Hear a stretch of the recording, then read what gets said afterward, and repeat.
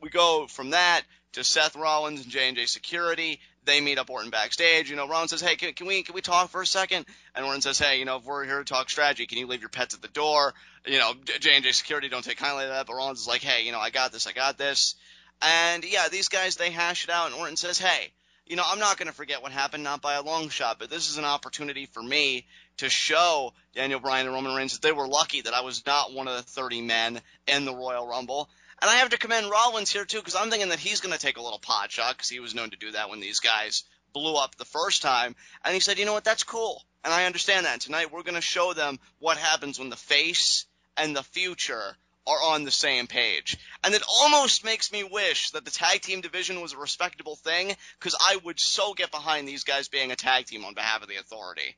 It'd be like kind of have that rated RKO vibe for me. I could get into it, but alas, that's not our course, and I just really enjoyed this segment. Ashton, do you have anything you want to remark about it?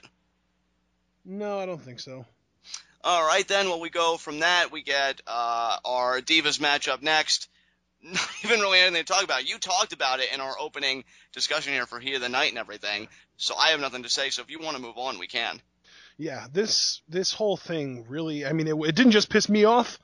And that's true because the number 2, I believe it was, worldwide trend by the end of Raw was hashtag give the Divas a chance. And I'm not making that up. It was a thing. It happened. And it was actually trending for quite a while. I'd say a solid 15 plus minutes, if not longer. And it's just ridiculous. And they really do deserve better. And then I'm sick and tired of having to defend these women on the internet, on message boards, on Reddit, when some douchebag steps up and says, all these women are useless, the only women in this company that can really wrestle are Paige, Natalya, and the NXT girls. Like, go screw yourself. They're all fully capable. They just don't get the opportunity to prove it. Absolutely. I echo your sentiments 10,000%. And I hope the give the Divas a chance trend is picked up by, people in the locker room. That's not going to friggin' happen. Probably not, but this was, I've said it already in this review, but I want to just really reinforce, this was the point in the show where all of the momentum got sucked out of the room for me. This was the point in the show when I said, wow, what are they doing? I don't care anymore. Screw this show. And I started looking on Reddit and laughing at all the butthurt about the Roman Reigns segment. Yeah, and I certainly don't blame you because this is blatantly disrespectful, but nothing more you can really say than that. We get our Hall of Fame announcement about the Bushwhackers being inducted. Good for those guys. I know some people are like, oh, they're a joke. Look, we always get, inductees like this every year. No use crying over spilled milk. I didn't even really see anything wrong with it. These guys apparently were a very popular tag team in their era, so I'm happy for these guys. We go from that to Curtis Axel versus Ryback. I love Curtis Axel here. He's got an AxelMania t-shirt in the Hulk Hogan colors. He says he's been in the Rumble now for over 29 days, which I think is hilarious. He was never eliminated, but you know what? That's okay because he's going to get his WrestleMania moment anyway when he wins the Andre the Giant Memorial Battle Royal, and I am telling everybody now with the straightest face, I am rooting for Curtis Axel. I really do hope he wins. How difficult was that? It wasn't difficult at all because I'm serious. I want him to win the Under the Giant Memorial Battle Royal. Yeah, I'm telling you. Why? Yeah, I do. I'm rooting for him. I like Curtis Axel, man. I'm telling you, he's kind of like my my he's other so guilty bland. Yeah, David Otunga. But yeah, I see. Yeah, it's still like an ironic kind of love. Yeah, and I do really believe he's solid in the ring. He doesn't have a personality at all. He's not bad in the ring, but he's still boring in the ring, in my opinion. He managed to put on a snooze fest match with Hideo Itami, for God's sakes. That's a rare commodity right there.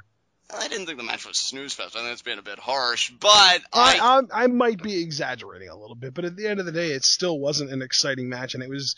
I would go as far as to say that was Hideo Itami's worst match since the last time that we said that he was really awkward in the ring.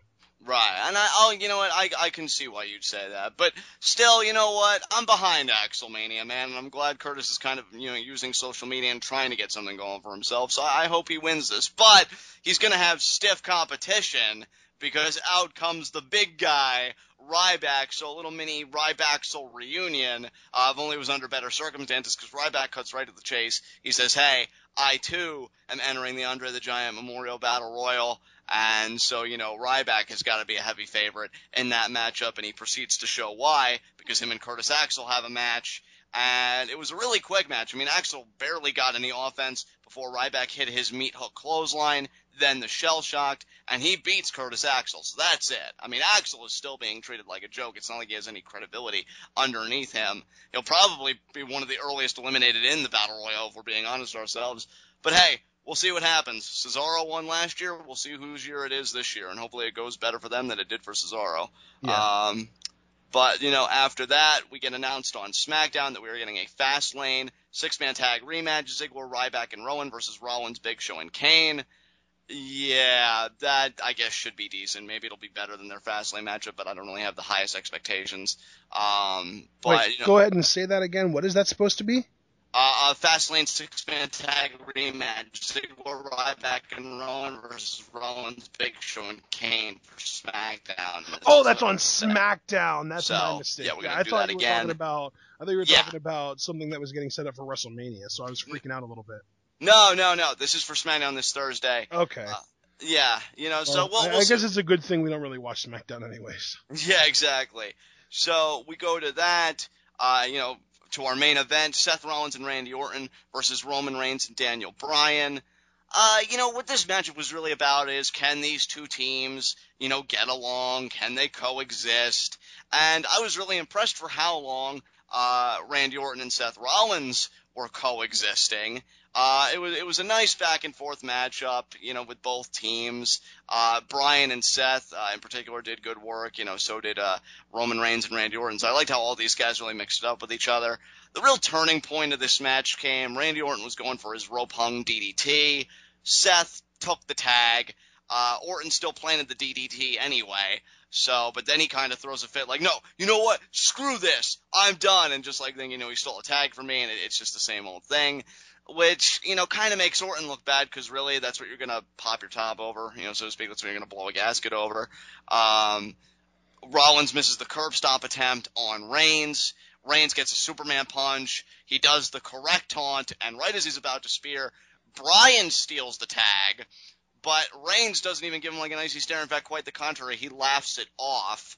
And Michael Cole plays it up like, oh, they're just having fun in there, when I think JBL was trying to stir the pot. Bryan gets the knee plus. Seth doesn't kick out. He gets pinned here. So Bryan and Reigns win. Bryan makes, his way up to the back, and I think Roman Reigns, they leave as well. So it just kind of leaves the Authority to collect their thoughts.